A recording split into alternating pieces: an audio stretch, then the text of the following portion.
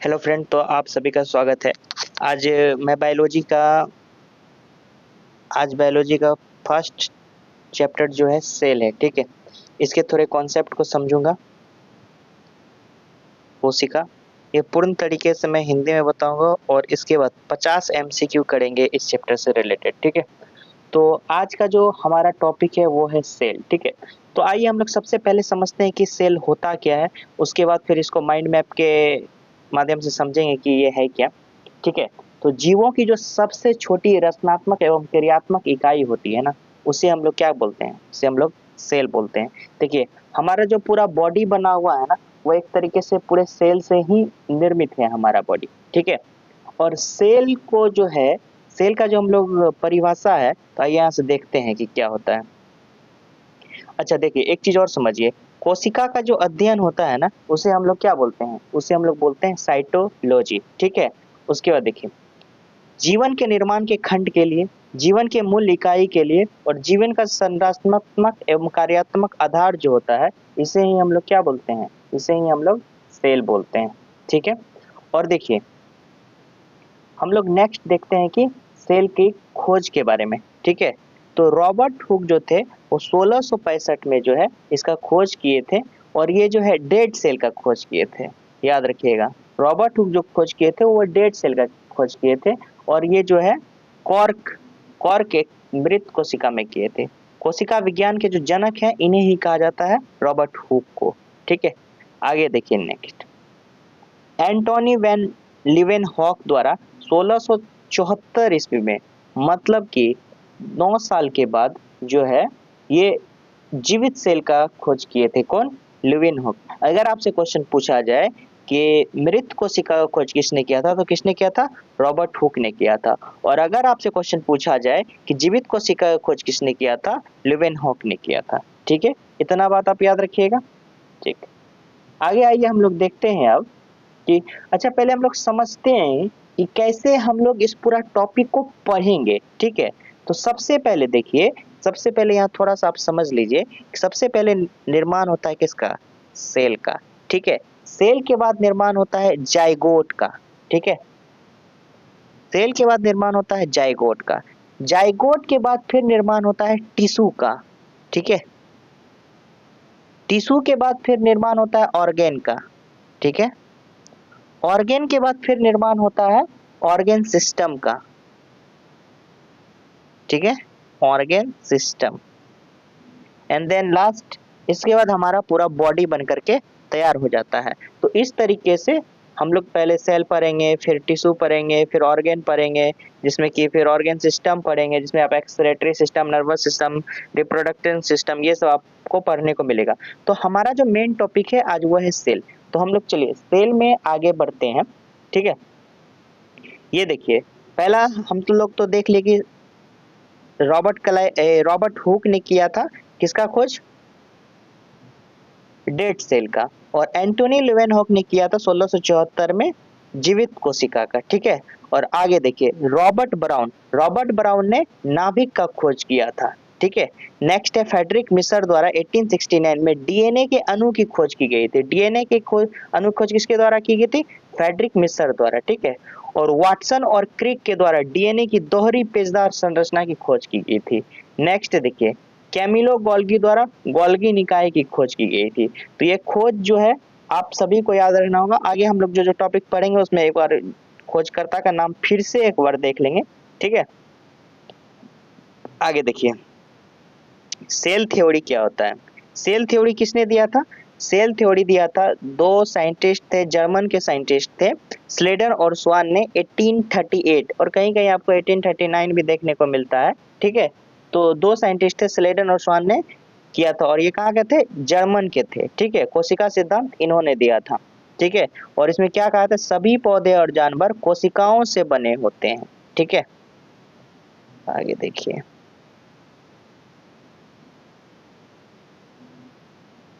अभी हम लोग ये थोड़ा सा थ्योरी पढ़ लेते हैं 20 से 25 मिनट। उसके बाद हम लोग इसका एमसीक्यू सॉल्व करेंगे, जो आपके आसानी से सॉल्व हो जाएंगे। आइए हम लोग देखते हैं कि कोशिका के प्रकार क्या क्या हो सकते हैं। कोशिका के प्रकार क्या क्या हो सकते हैं, तो पहले कोशिका के प्रकार को हम लोग यहाँ लिख लेते हैं, फिर उसके बाद उसको पढ़ेंगे। जैसे देखिए हम लोग पहला पढ़ेंगे सेल वन, सेल मेम्ब्रेन,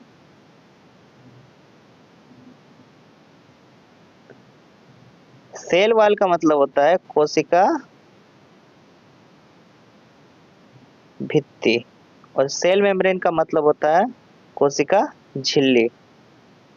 ठीक है, मैं जो ये नाम लिखाऊंगा इससे अच्छा इसके बारे में आपको सीधा डायरेक्ट बता ही देता हूँ इस माइंड मैप के थ्रू। ठीक है, तो आइए हम लोग देखते हैं, कोशिका झिल्ली से हम लोग शुरुआत करते हैं। ठीक है, देखिए कोशिका का सबसे बाहरी आवरण जो होता है वही कोशिका झिल्ली होता है। ठीक है, और ये कैसा होता है, पतला होता है, लचीला होता है, और क्या होता है, जीवित होता है। ठीक है, और इसका क्या काम होता है कोशिका झिल्ली का, ये निश्चित आकार प्रदान करता है और सामग्री रखता है। ठीक है, इतना आप याद रखिएगा। और ये बना क्या चीज का होता है, प्रोटीन और लिपिड से बना होता है। ठीक है, बस ये इसमें इतना इंपॉर्टेंट है जो कि आपको क्या रखना है, याद रखना है इस चीज को। अच्छा, इसकी खोज जो जिसने किया था उसका नाम था क्रेमर। आप इसका नाम याद रखिएगा, CRAMER, क्रेमर। ठीक है, तो ये हो गया कोशिका झिल्ली। अब हम लोग आते हैं कोशिका भित्ति पे।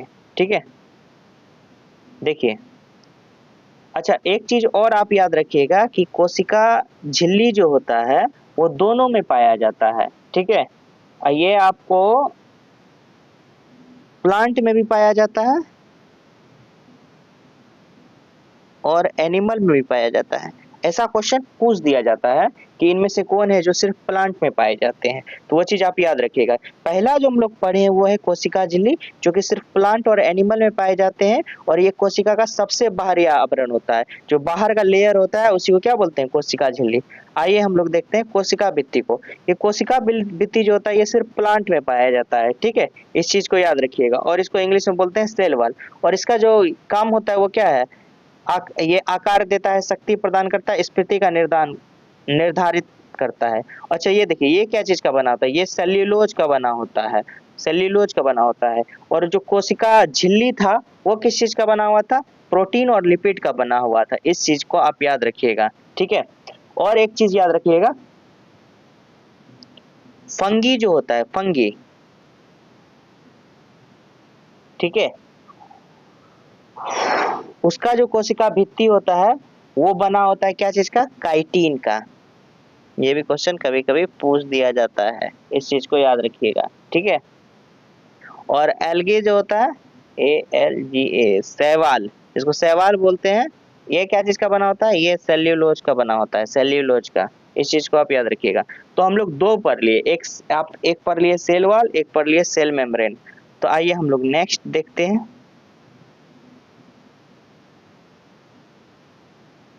नेक्स्ट हम लोग देखते हैं क्रोमोसोम्स के बारे में। ठीक है, क्रोमोसोम्स का जो खोज किए थे वो खोज किए थे वेल्टर फ्लेमिंग। ठीक है, 1882 में। और ये जो बना होता है ना, ये DNA और हिस्टोन प्रोटीन का बना होता है। ठीक है, और इसमें देखिए एक धागे जैसी संरचना होती है जो कोशिका विभाजन के दौरान दिखाई देती है। कभी कभी आपको ये क्वेश्चन पूछ देता है कि धागे जैसी संरचनाएं किसमें कोशिका विभाजन के दौरान दिखाई देती है, तो वह है क्रोमोसोम।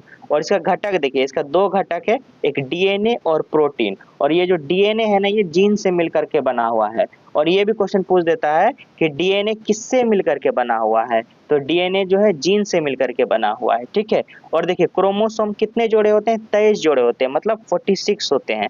23 जोड़े में जो होते हैं 22 जोड़े जो होते हैं वो ऑटोसोमल होते हैं, ऑटोसोमल, ऑटोसोमल होते हैं।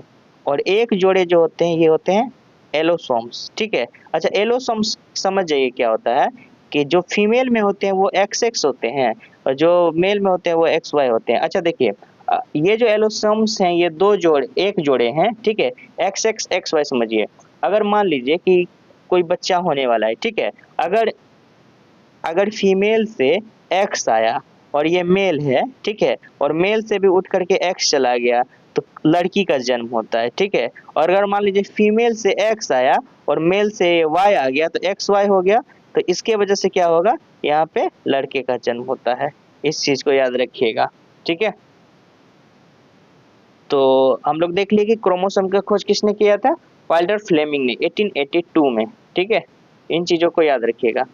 तो हम लोग अब आते हैं, 1 2 3 हो गए।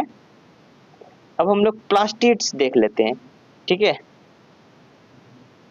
प्लास्टिड्स में देखिए, ये केवल प्लांट सेल में पाए जाते हैं, ठीक है ना। ये केवल पादप कोशिका में पाए जाते हैं। इसका अपना डीएनए और राइबोसोम होता है। एक चीज याद रखिएगा, लवक का, माइटोकॉन्ड्रिया का, ठीक है, और इसका अपना डीएनए और राइबोसोम होता है, ठीक है। अच्छा, अब देखिए इसमें क्लोरोप्लास्ट क्या होता है। जो हरे कलर का होता है ना, ग्रीन कलर का, उसमें क्या होता है क्लोरोप्लास्ट। जैसे हरा पत्ता हो गया, फिर आपको हरा आम हो गया, मतलब कच्चा आम हो गया एक तरीके से, ठीक है। और क्रोमोप्लास्ट क्या होता है, देखिए ये जितना भी आप टमाटर देखते हो, लाल टमाटर या फिर किसी भी तरीके का जो अलग अलग तरह का कलर देखते हो ना, वो क्रोमोप्लास्ट की वजह से होता है। और ल्यूकोप्लास्ट जो होता है ना, ये जड़ में पाया जाता है। इस चीज को याद रखिएगा, ठीक है। तो लवक में हम लोगों ने क्या देखा, क्लोरोप्लास्ट, क्रोमोप्लास्ट और ल्यूकोप्लास्ट। इन चीज को आप याद रखिएगा, ठीक है। आगे आइए हम लोग देखते हैं माइटोकॉन्ड्रिया के बारे में, ठीक है। माइटोकॉन्ड्रिया का जो सबसे पहले खोज किया था ना, वो किए थे अल्टमैन। लेकिन माइटोकॉन्ड्रिया जो नाम दिए थे ना, वो सी बेंडा दिए थे, ठीक है। इसलिए आप सी बेंडा याद रखिएगा। और माइटोकॉन्ड्रिया जो है प्लांट और एनिमल दोनों में पाया जाता है, ठीक है। और इसी को पावर हाउस ऑफ सेल कहते हैं, ठीक है, कोशिका का पावर हाउस, ठीक है। और अगर मान लीजिए माइटोकॉन्ड्रिया नहीं होगा ना, तो क्या होगा कि ऑक्सीकरण नहीं होगा हमारे बॉडी में, ठीक है। इन चीजों को याद रखिएगा। और माइटोकॉन्ड्रिया जो होता है ना, 2 झिल्ली से मिलकर के बना होता है, ठीक है। और देखिए इसका भी अपना डीएनए और राइबोसोम होता है। अभी हम लोग लवक का पढ़े थे, लवक का भी अपना डीएनए और राइबोसोम होता है, और माइटोकॉन्ड्रिया का भी अपना लवक और राइबोसोम होता है। इस चीज को याद रखिएगा, ठीक है। आगे देखिए लाइसोसोम्स। लाइसोसोम्स जो होता है ना, ये केवल एनिमल में पाया जाता है, ठीक है, मतलब जंतु में पाया जाता है, जंतु कोशिका में पाया जाता है। ये प्लांट में नहीं पाया जाता है। और इसे ही आत्मघाती थैला कहा जाता है, मतलब सुसाइडल बैग कहा जाता है लाइसोसोम को। ये क्वेश्चन बहुत बार पूछा गया है बहुत सारे एग्जाम में, ठीक है। और इसमें जो है ना, पाचक एंजाइम से ये क्या होता है, भरा हुआ होता है, ठीक है। इस चीज को याद रखिएगा आप, ठीक है। अच्छा, अब देखिए गोल्जी बॉडी, इसी को गोल्जी गोल्जी निकाय बोला जाता है। ये प्लांट और एनिमल दोनों में पाया जाता है। इसी को ट्रैफिक पुलिस ऑफ सेल कहा जाता है, ठीक है। और इसका जो कार्य होता है ना, ये पैकेजिंग एवं प्रेषण का होता है, और भंडार पैकेज का संशोधन करता है, और लाइसोसोम का निर्माण होता है इसी में, गोल्जी निकाय में ही लाइसोसोम का निर्माण होता है। पूछ देगा कि लाइसोसोम का निर्माण कहाँ पे होता है, तो गोल्जी बॉडी में होता है, ठीक है। इस चीज को आप याद रखिएगा। ये देखिए अंतःप्रदवी जालिका, ठीक है, एंडोप्लाज्मिक रेटिकुलम, इसका जो खोज किए थे ना, वो किए थे पॉटर नामक वैज्ञानिक ने किए थे इनका इनका खोज। अंतःप्रदवी जालिका को इंग्लिश में बोलते हैं एंडोप्लाज्मिक रेटिकुलम, ठीक है। और ये 2 तरीके का होता है, एक रफ होता है, ठीक है, और एक स्मूथ होता है। रफ मतलब खुरदुरा अंतःद्रवी जालिका, और स्मूथ मतलब चिकना अंतःद्रविका जालिका, ठीक है, द्रवी जालिका। इस चीज को याद रखिएगा, ठीक है। और ये जो होता है ना, ऐसे समझिए, मान लीजिए इस तरीके से है, ठीक है। ये हो गया आपका क्या,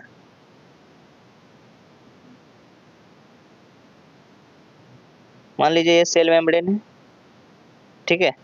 ये न्यूक्लियस न्यूक्लियस है। तो जो रफ वाला होता है ना, वो यहाँ पे होता है, ठीक है, इस न्यूक्लियस के पास होता है। और जो स्मूथ वाला होता है ना, वो सेल मेम्ब्रेन के पास होता है। इस चीज को याद रखिएगा, ठीक है। तो यही है। और देखिए जो रफ वाला होता है, ये प्रोटीन पाचन एंजाइम का संश्लेषण होता है, और इसमें राइबोसोम मौजूद होता है। कभी कभी पूछ देता है राइबोसोम किस में मौजूद होता है, तो याद रखिएगा खुरदुरा अंतर्द्रवी जालिका, मतलब रफ एंडोप्लाज्मिक रेटिकुलम, ठीक है, रेटिकुलम। और देखिए चिकनी अंतर्पर्दे जालिका में राइबोसोम अनुपस्थित होता है, इसमें उपस्थित नहीं होता है। इस चीज को याद रखिएगा। और इसका खोज किसने किया था, पॉटर नामक एक वैज्ञानिक ने किया था, ठीक है। अच्छा, कोशिका विभाजन याद रखिएगा। समसूत्री विभाजन होता है मिटोसिस, और अर्धसूत्री विभाजन होता है मियोसिस, ठीक है। तो इसमें याद रखिएगा समसूत्री में क्या होता है, दैहिक कोशिकाओं में होता है केंद्रक एक बार विभाजित होता है, इसमें केंद्रक एक ही बार विभाजित होता है, ठीक है, किसमें, समसूत्री विभाजन में, ठीक है। और इसमें याद रखिएगा द्विगुणित 2 और 2 संतति कोशिकाएं होते हैं, और अर्धसूत्री में रोगाणु कोशिका में होते हैं, ठीक है। और ये देखिए केंद्रक 2 बार विभाजित है, उसमें केंद्रक 1 बार, इसमें केंद्रक 2 बार विभाजित होते हैं। इसमें अगुणित 1-4 संतति कोशिकाएं होते हैं। इन चीजों को आप याद रखिएगा, ठीक है। तो चलिए अब हम लोग यहाँ तक देख लिया, हम लोगों को बेसिक एक आइडिया हो चुका है।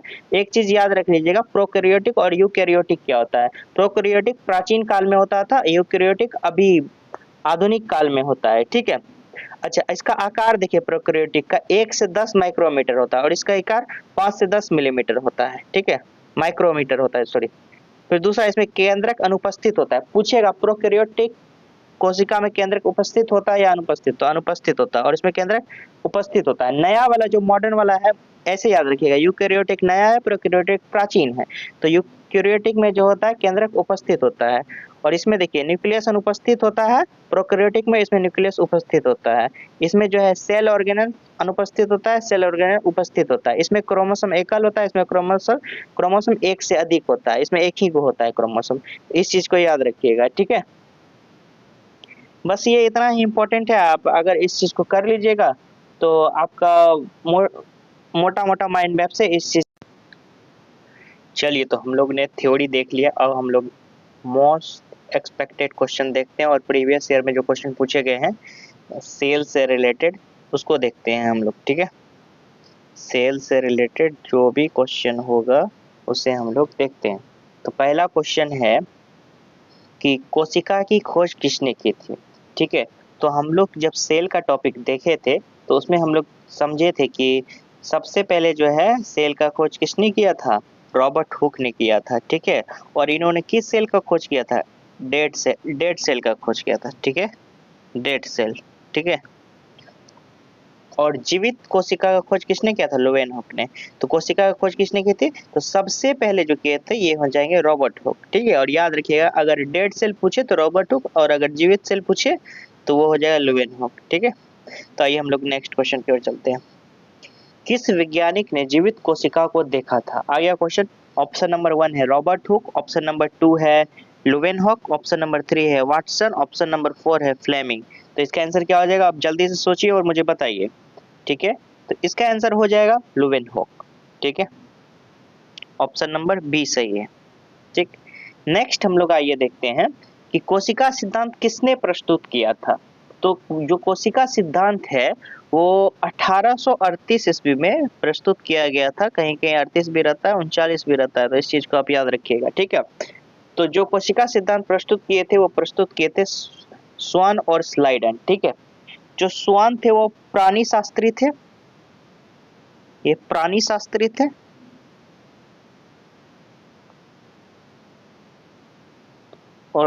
और जो स्लाइडन थे ये वनस्पति शास्त्री थे, वनस्पति शास्त्री। इस चीज को आप याद रखिएगा, ठीक है। और ये कहाँ के थे, ये जर्मन के थे। तो कोशिका सिद्धांत किसने दिया था, स्वान और स्लाइडन। कब दिए थे, 1838 में, ठीक है। और जो स्वान थे वो प्राणी शास्त्री थे, और जो स्लाइडन थे वो वनस्पति शास्त्री थे, ठीक है। तो आइए हम लोग नेक्स्ट क्वेश्चन की ओर चलते हैं। नेक्स्ट क्वेश्चन है, कोशिका का पावर हाउस किसे कहा जाता है। ये चीज आपको याद होगा, कोशिका का पावर हाउस किसे कहा जाता है, राइबोसोम, माइटोकॉन्ड्रिया, लाइसोसोम या नाभिक को। सोचिए और बताइए जल्दी से। तो किसे कहा जाता है, माइटोकॉन्ड्रिया को कहा जाता है पावर हाउस ऑफ सेल। इसको इंग्लिश में बोला जाता है पावर हाउस ऑफ सेल, ठीक है। और देखिए एक दो चीज और जान लीजिए, जो माइटोकॉन्ड्रिया नाम दिया था वो किसने दिया था, सी बेंडा ने दिया था। ये भी क्वेश्चन पूछ दिया जाता है, ठीक है। और सर्वप्रथम जो है इसकी खोज किसने की थी, सर्वप्रथम इसकी खोज किए थे कॉलिकर ने, कॉलिकर, कॉलिकर ने।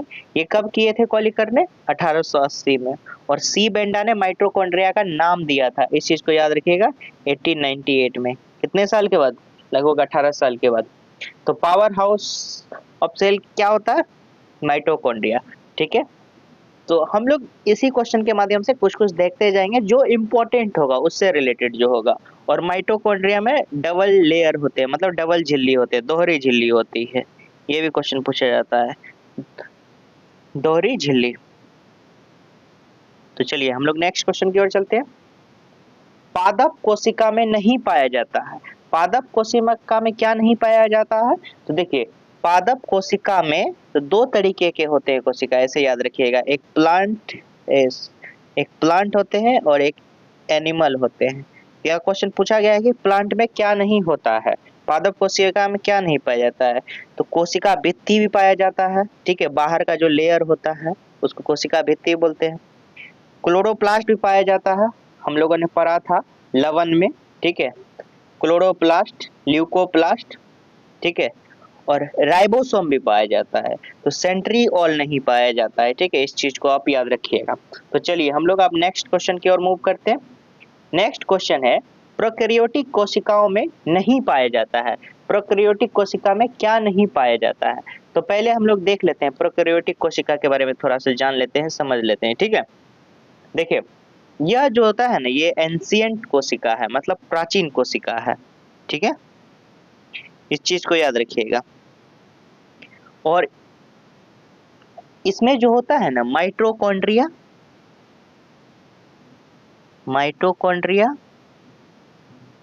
गोल्जी बॉडी और लाइसोसोम नहीं पाया जाता है, ठीक है, इस चीज को याद रखिएगा आप प्रोकैरियोटिक में, ठीक है। क्वेश्चन है इसमें क्या नहीं पाया जाता है? देखिए तो इसमें से कोई ऑप्शन है, कोई भी ऑप्शन एक बार देख लीजिए, समझ लीजिए। और हाँ एक चीज और याद रखिएगा, इसमें न्यूक्लियस भी नहीं पाया जाता है, न्यूक्लियस। अच्छा जो इसमें नहीं पाया जाता होगा वो यूकैरियोटिक सेल में पाया जाता होगा, ठीक है, तो इसका ऑप्शन क्या हो जाएगा? 1 नंबर हो जाएगा, ठीक है। इसमें क्या नहीं पाया जाता है प्रोकैरियोटिक में? न्यूक्लियस। माइटोकॉन्ड्रिया भी नहीं पाया जाता है, गोल्जी बॉडी भी नहीं पाया जाता है, लाइसोसोम भी नहीं पाया जाता है, ठीक है, याद रखिएगा इस चीज को, और न्यूक्लियस भी नहीं। अच्छा इसमें क्या क्या पाया जाता है? डीएनए है, साइटोप्लाज्म है, प्लाज्मा मेम्ब्रेन है, ये सभी चीज में पाया जाता है। तो आगे चलिए हम लोग नेक्स्ट क्वेश्चन की ओर चलते हैं। कोशिका झिल्ली की खोज किसने की थी?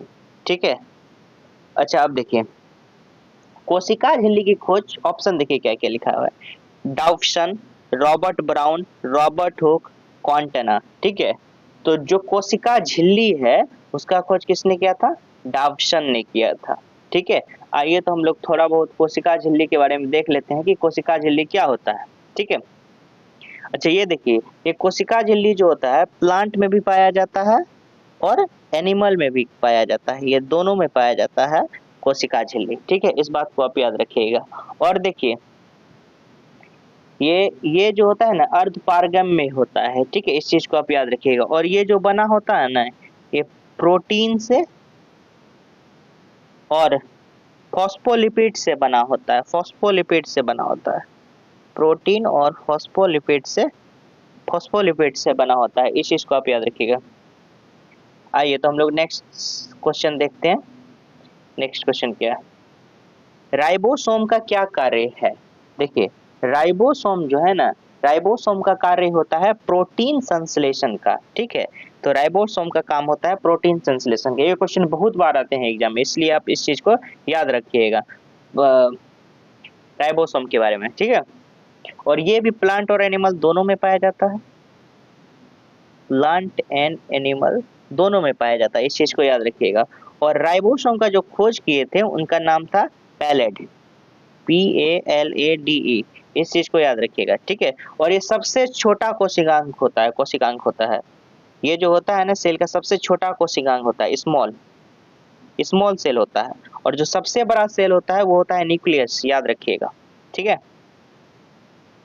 और इसी को बोला जाता है राइबोसोम को प्रोटीन फैक्ट्री। अगर पूछे प्रोटीन फैक्ट्री किसे बोला जाता है तो राइबोसोम को बोला जाता है। तो हमने एक राइबोसोम से कितने क्वेश्चन देख लिए। राइबोसोम का कार्य क्या है? प्रोटीन संश्लेषण करना, इसी को प्रोटीन फैक्ट्री बोलते हैं। प्लांट एनिमल दोनों में पाया जाता है। इसका खोज किसने किया था? पैलेट ने किया था। ये सबसे स्मॉल सेल है, सबसे छोटा सेल है। ये क्वेश्चन पूछता है सेल से, सबसे छोटा सेल कौन है और सबसे बड़ा सेल कौन किसमें होता है? तो वो न्यूक्लियस में होता है। बड़ा छोटा किसमें होता है? तो छोटा होता है आपको राइबोसोम में, ठीक है, इस चीज को याद रखिएगा। आगे हम लोग नेक्स्ट क्वेश्चन की ओर चलते हैं, क्वेश्चन नंबर 9, ठीक है। देखिए निम्नलिखित में से कौन सा अंकुश आरएनए से बना हुआ है?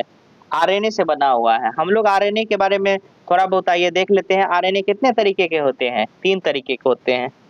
एमआरएनए, दूसरा होता है टीआरएनए, तीसरा होता है आरआरएनए। ठीक है, एमआरएनए मतलब मैसेंजर आरएनए, टीआरएनए मतलब ट्रांसफर आरएनए और आरआरएनए का मतलब होता है राइबोसोमल आरएनए। ठीक है, इस चीज को याद रखिएगा आप। ठीक है, आप देखिए कह रहा है कौन सा अंकुश आरएनए से बना हुआ है। तो आरएनए से क्या क्या बना हुआ देखिए, पहला ऑप्शन है राइबोसोम, दूसरा ऑप्शन है लाइसोसोम, तीसरा ऑप्शन है गोल्जी निकाय, चौथा ऑप्शन है माइटोकॉन्ड्रिया। तो इसका सही उत्तर क्या हो जाएगा? इसका सही उत्तर हो जाएगा राइबोसोम आरएनए से बना हुआ है। ठीक है,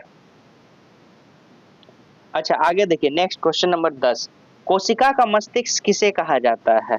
तो कोशिका का जो मस्तिष्क होता है ना, वो नाभिक को बोला जाता है। इस चीज को आप याद रखिएगा। ठीक है, जैसे सीपीयू को बोला जाता है ना कंप्यूटर का ब्रेन, उसी तरीके से कोशिका का मस्तिष्क बोला जाता है नाभिक को।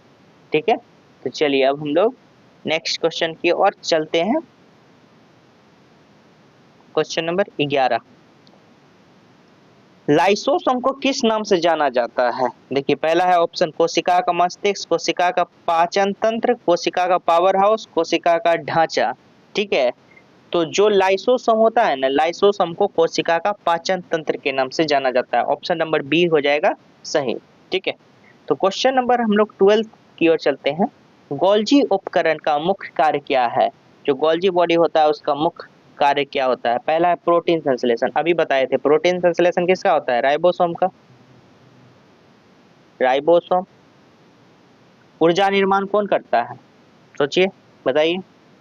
और प्रकाश संश्लेषण का काम कौन करवाता है? ये भी सोचिए, बताइए। और नेक्स्ट जो है ऑप्शन सी, श्रवण और पैकेजिंग का कार्य करता है कौन?